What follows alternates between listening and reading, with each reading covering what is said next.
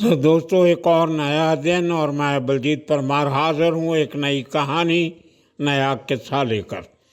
दोस्तों, आज आपके साथ एक बहुत इम्पोर्टेंट खबर जो है वो शेयर करेंगे। आज तमिलनाडु की एक अदालत ने 9 पुलिस वालों को फांसी की सज़ा सुना दी है। ये शायद देश के इतिहास में ऐसा बहुत कम हुआ है कि जब कभी इतने पुलिस वालों को एक ही साथ फांसी की सज़ा सुनाई गई हो। उम्र कैद की सज़ा, 10 साल की सज़ा, 5 साल की सज़ा, ये हमने बहुत बार देखा है, बहुत लोगों के साथ ऐसा हुआ देखा। आपको याद होगा सबको, मुंबई के सबसे बड़े एनकाउंटर स्पेशलिस्ट प्रदीप शर्मा के ऊपर लखन भैया एनकाउंटर का मुकदमा चला, बहुत लंबा मुकदमा चला और उसमें बहुत सारे लोगों को सज़ा हुई, अलग अलग कई लोगों को उम्र कैद की सज़ा भी हुई। शायद 22 लोगों को हुई थी, 22 लोग उसमें आरोपी थे, 21 लोगों को सज़ा हुई थी और एक प्रदीप शर्मा बरी कर दिए गए थे उस मुकदमे में। खैर, वो आपने सबने देखा है, आपको मालूम है, हम उस केस में नहीं जाएंगे। लेकिन आज का जो जजमेंट आई है मदुराई से, तमिलनाडु से, उसने पूरे देश के पुलिस कर्मियों को, पुलिस वालों को सोचने के लिए मजबूर कर दिया है कि वो कोई खुदा नहीं है, भगवान नहीं है, वो कोई कानून की प्रक्रिया से ऊपर नहीं है, वो कोई जल्लाद नहीं है, किसी की ज़िंदगी मौत का फैसला करने वाले वो कोई भी ऐसी शक्ति नहीं है। अगर आप ऐसा करोगे तो आपको सज़ा मिलेगी। ये एक बहुत बड़ा सबक है, एक लेसन है जो जुडिशरी ने, हमारी जो न्यायिक प्रक्रिया है, उसने बहुत बड़ा फैसला लिया है। बात क्या थी, हुआ क्या? तमिलनाडु में 2019 में कोरोना काल जब चल रहा था तो आपको मालूम है, सबने देखा है, बहुत पाबंदियाँ लगी थी। सुबह 7 बजे से शाम के 7 बजे तक दुकानें खुली रहती थी, जहाँ अलग-अलग राज्यों में कुछ और टाइम होगा, लेकिन समय पे आपको दुकानें बंद करके, होटल ये वो सारा कुछ बंद करके पूरा देश जो था वो शांत हो जाता था। उसी दौरान मदुराई शहर के एक छोटे से कस्बे में, मैं नाम इसलिए नहीं ले रहा कि पूरे देश के लोगों के लिए गांवों का नाम, लोगों का नाम ये को माना नहीं रखता। इम्पोर्टेंट बात ये है, माना इस बात का है कि हादसा क्या था और सज़ा क्या हुई, वो आपको बता रहा हूँ। ये पूरे देश में लागू होता।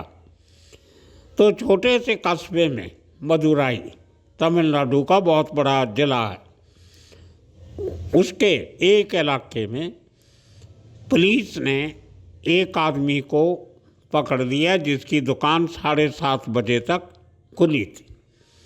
उसको कहा कि 7 बजे तक दुकान बंद क्यों नहीं की, आधा घंटा तुमने दुकान क्यों चालू की? और वो शख्स मोबाइल एसेसरीज़ का दुकान थी। शायद उसको बेचारे को लगता होगा, जब इतने क्राइसिस से देश गुजर रहा था, लोग बीमार पड़ रहे हैं, किसी का रिश्तेदार कहाँ है, फ्लाइट बंद हो गई थी, ट्रेनें बंद हो गई, बस बंद हो गई, जहाँ आप थे वहाँ फंस गए थे, तो आपको अपने परिवार वालों से, नज़दीकियों से राब्ता रखने के लिए एक मोबाइल फ़ोन की सुविधा होती है। और उसमें कई बार प्रॉब्लम आ जाती है, कुछ होता है, तो आधा घंटा वो दुकान मोबाइल की खुली रह गई।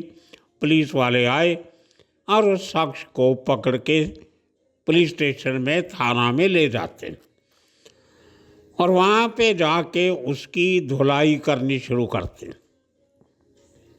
बहुत बुरी थी। उस शख्स की उम्र थी 65 साल के ऊपर की और वो ब्लड प्रेशर का और डायबिटीज़ का, शुगर का मरीज़ भी था। उसने कहा कि मुझे रहम कीजिए, मैं ये आपका ये ज़ोर ज़बर जो तशद्दुद है, जो कूट मार है, वो बर्दाश्त नहीं कर सकता। मेरी गलती हुई, मैं उसकी माफ़ी मांगता हूँ, आगे से अपनी दुकान समय पे बंद कर दूँगा। लेकिन पुलिस वालों ने सुनी नहीं।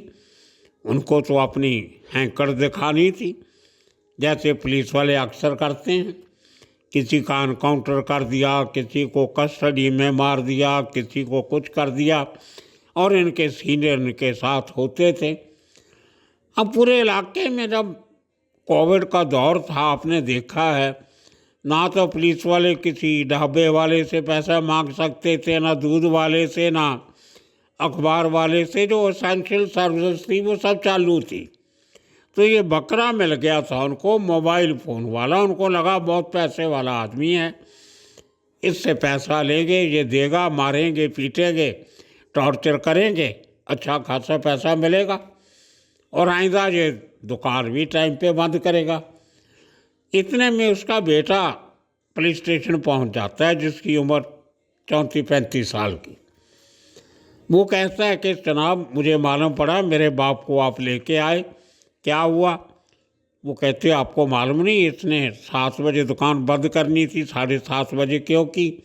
बोला गलती मेरी है, दुकान की चाबियां मेरे पास थी। एक किसी हमारे ग्राहक का मोबाइल फ़ोन उसके घर देना था। वो बुज़ुर्ग आदमी था, चल फिर नहीं सकता है, तो मैं उसके घर उसका ठीक किया हुआ मोबाइल फ़ोन देने चला गया था। आने जाने में देरी होगी और दुकान बंद करने का मेरी जिम्मेदारी जो थी वो मैं उससे चूक गया। मैं माफ़ी मांगता हूँ, मेरे पिता को छोड़ दीजिए। और दोस्तों, ये पुलिस वालों ने क्या किया कि अच्छा तेरी जिम्मेदारी थी तो तुम गुनाहगार हो, लेटो। उसको पुलिस स्टेशन के टेबल पे उल्टा लिटा दिया, उसके कपड़े उतार दिए, लुंगी वगैरह सब, खाली अंडरवियर में उसको टेबल पे लिटा दिया, पाँव नीचे, और पूरा शरीर उसका जो थाना प्रभारी था उसके टेबल पे। और उसको जो डंडे मारने शुरू किए पुलिस वालों ने, इतने मारे कि वो आदमी बेहोश हो गया। और कुछ और बातें भी इस केस की जजमेंट में जज साहब ने लिखी हैं, उन्होंने भी बड़े तरीके से लिखी हैं, मैं आपको बता नहीं सकता जितना जुल्म पुलिस वालों ने उस लड़के से किया। खून खून हो गया उस पूरे कमरे में। क्या क्या किया होगा आप अंदाज़ा लगा सकते हो। मैं वो हालात बयान नहीं कर सकता, आप समझदार लोगों समझ गए होगे कि जब पीछे से उसको इतना मारा गया तो उसका पिता खड़ा हो जाता है कि साहब, ये मेरा इकलौता बेटा है, मैं तो वैसे भी मरने वाला हूँ। जैसे मैंने आपको पहले बताया था कि मुझे ब्लड प्रेशर है और डायबिटीज़ भी है, मेरी उम्र भी हो गई है। आप मेरे बेटे को छोड़ दीजिए, मुझे जो करना है आप कर लीजिए, मैं मरने को तैयार हूँ। दोस्तों, अब सोच के देखो, एक बाप के सामने उसके जवान बेटे की इस तरह से तशद्दुद हो रहा हो, टॉर्चर हो रहा हो, इनह्यूमन टॉर्चर, अमानवीय टॉर्चर, बाप क्या कर सकता?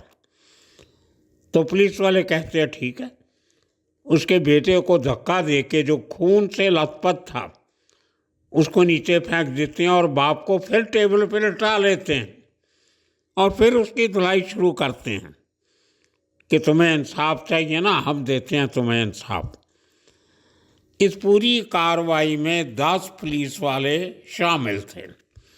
एक इंस्पेक्टर, दो तीन सब इंस्पेक्टर, एएसआई, हवलदार, कांस्टेबल, सब मिला के 10 लोग थे।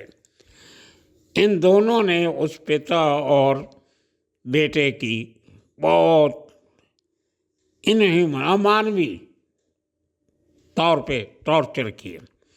वो दोनों बेहोश हो जाते, बेहोश हो गए, गिर गए। अब पुलिस वालों ने देखा कि कहीं मर गए तो बहुत बड़ा बवाल हो जाएगा, तो पानी वानी छिड़क के, पंखा मक्खा चला के, हिला डुला के उनको होश में लाते। लेकिन टॉर्चर यहाँ पर ख़त्म नहीं होता। जो मैं बात बताने जा रहा हूँ आपके रोंगटे खड़े हो जाएंगे। तो दोस्तों, एक आज़ाद देश में जहाँ पे डेमोक्रेसी है, हम उस पे सब पे मान करते हैं कि हम एक डेमोक्रेटिक कंट्री के बाशिंदे हैं। पुलिस हमारी रक्षा के लिए बनी है। जो लाठी उनको दी गई है वो हमारी रक्षा के लिए है, लेकिन वही लाठी का इस्तेमाल किस तरीके से किया गया इसका जिक्र उस जज साहब ने अपने जजमेंट में लिखा है, जिस जज साहब ने उनको फांसी की सज़ा सुनाई। उनका कहना है, जज साहब अपने ऑर्डर में लिखते हैं सेशन जज, क्योंकि जो मर्डर का केस था सेशन कोर्ट में गया, और सेशन जज कहते हैं कि जब हमारे एक ड्यूटी मजिस्ट्रेट, इसके पहले एक बात और आपको बता दूं कि जब इतना हो हल्ला हुआ, इलाके के लोगों ने पुलिस स्टेशन के बाहर मुजाहरा किया, अपोजिशन के leader, political leader, social activist, अखबारों में पत्रकार सब इकट्ठे हो जाते हैं, तो मांग उठती है कि सीबीआई की जांच करवानी चाहिए, क्योंकि हमें पुलिस की जांच पे भरोसा नहीं। वो मांग चल रही थी अपनी जगह पे। जब पुलिस को लगा कि ये तो मामला बढ़ रहा है, उन्होंने क्या आनन फानन में इन दोनों बाप बेटा को, जब उनकी कस्टडी में थे, उनको जब होश में लाए, पानी वानी गिरा के, खड़े करके, कुछ करके, इनको कहा गया कि अपनी लुंगी से जो पूरे हमारे पुलिस स्टेशन के रूम में, कमरे में जो खून फैला हुआ है, जो तुम्हारा खून है, इसको तुम ही साफ करोगे। दोस्तों, आपने साउथ इंडियन फिल्में देखी होंगी, बहुत खून खराबा उनमें होता है। शायद उसी खून खराबे का भूत इन पुलिस वालों के सर पे सवार था। बाप बेटा जो आधे बेहोश थे, ना जिंदा थे ना मरे हुए थे, उनसे उन्हीं के कपड़ों से उन्हीं का खून पुलिस स्टेशन के उस कमरे से साफ करवाया गया। आप अंदाज़ा लगा लीजिए हम किस जहान में रह रहे हैं, किस दुनिया में रह रहे हैं, किस समय में रह रहे हैं। खैर, ये सब हो गया। जब सीबीआई जांच की मांग शुरू हुई तो पुलिस वालों ने उनको बिना किसी लीगल प्रक्रिया के एक सब जेल में ट्रांसफ़र कर दिया, अपनी कस्टडी से निकाल दिया, ताकि कल को हमारे ऊपर कोई बात नहीं आए। और वो सब जेल में जाके दोनों की मौत हो जाती है, बाप की और बेटे की। उसके बाद लोगों का गुस्सा और भड़कता है, बहुत डिमांड फैलती है और सरकार सीबीआई को इंक्वायरी दे देती है। ये बात 2020 की, जब उनकी डेथ के बाद सीबीआई इंक्वायरी शुरू होती। दोस्तों, अच्छी बात यह है कि 6 साल में सीबीआई ने ये केस अपने हाथ में लेकर इसको अंजाम तक पहुंचाया है। सारे सबूत इकट्ठे किए गए। और फिर वापस चलते हैं उस बात पे जो मैंने बीच में छोड़ दी थी कि अपनी जजमेंट में सेशन जज साहब ने क्या क्या कहा। वो कहते हैं कि जब हम वो लाठियाँ रिकवर करने गए, पुलिस सीबीआई के ऑफिसर और हमारा एक ड्यूटी मजिस्ट्रेट, जिनको साथ में लगाया गया, वो पुलिस स्टेशन में जाते हैं कि जिन लाठियों से आपने उनको मारा था वो लाठियाँ हमें चाहिए। तो वही पुलिस वाले जिन्होंने 2 लोगों का कत्ल कर दिया था मार मार के, वो सीबीआई को और मजिस्ट्रेट को मखौल करने लगे कि ये लाठी तो सरकार की लाठी है, हमारी नहीं है। आपको लाठी चाहिए तो सरकार से मांगिए। देखिए, उनका अहंकार इतना था पुलिस वालों का।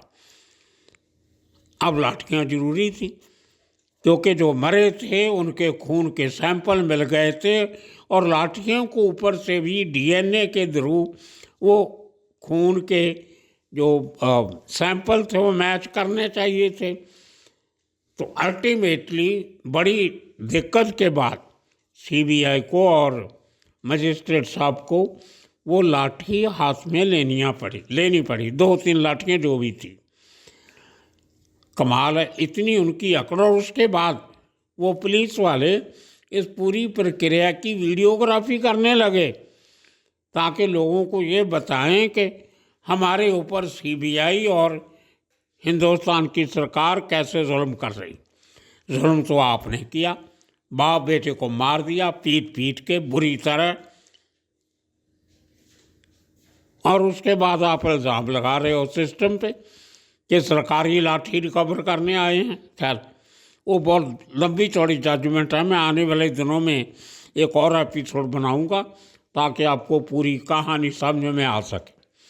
खैर, ये सब कुछ हुआ, सीबीआई ने सबूत इकट्ठे किए, फोरेंसिक जांच हुई, अदालत में केस चढ़ा, और अभी 2026 में 6 साल के अंदर अंदर अदालत का फैसला आ गया। वो 10 के 10 पुलिस अफसरों को दोषी पाया गया, लेकिन उनमें से एक पुलिस मुलाजिम उसी कोरोना काल के समय जो इस साजिश में शामिल था उसकी भी मौत हो गई, तो बाकी 9 बचे थे। और अदालत ने भी 9 के 9 पुलिस कर्मियों को फांसी की सज़ा दे दी है। सेशन जज साहब ने कहा कि it's rarest of the rare cases और इनको फांसी मिलनी चाहिए। दोस्तों, अब देखने की बात यह है कि जब सेशन कोर्ट किसी को फांसी की सज़ा देती है तो उसकी कंफर्मेशन लोकल हाई कोर्ट से होती।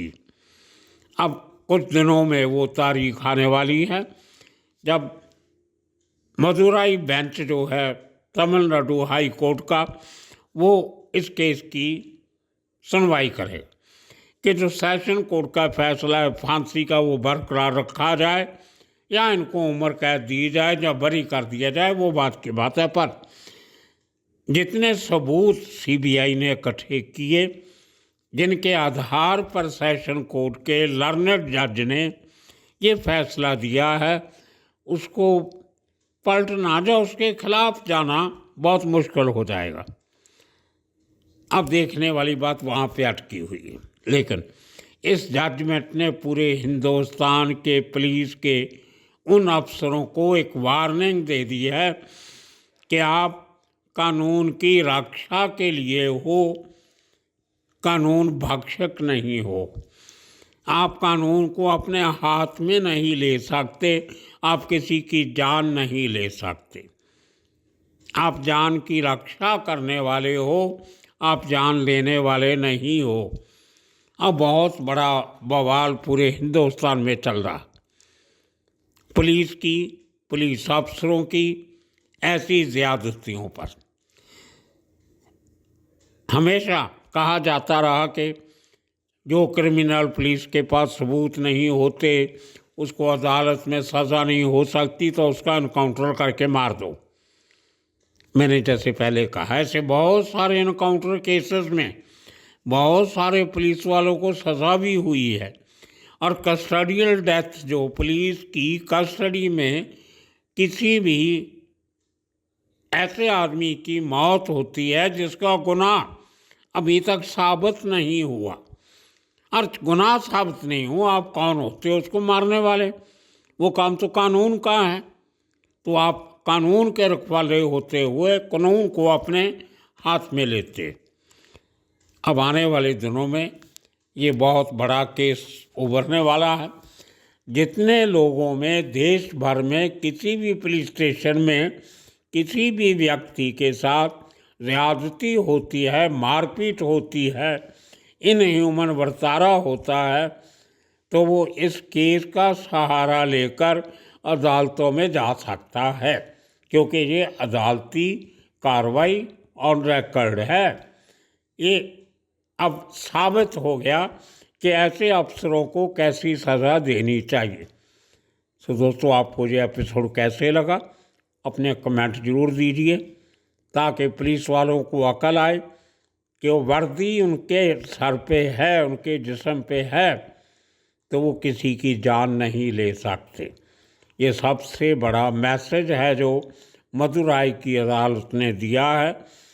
आने वाले दिनों में इसी तरह के देश के साथ जुड़े मुद्दे मसले लेकर फिर हाजिर होंगे। तब तक के लिए आप सबका बहुत बहुत शुक्रिया, धन्यवाद।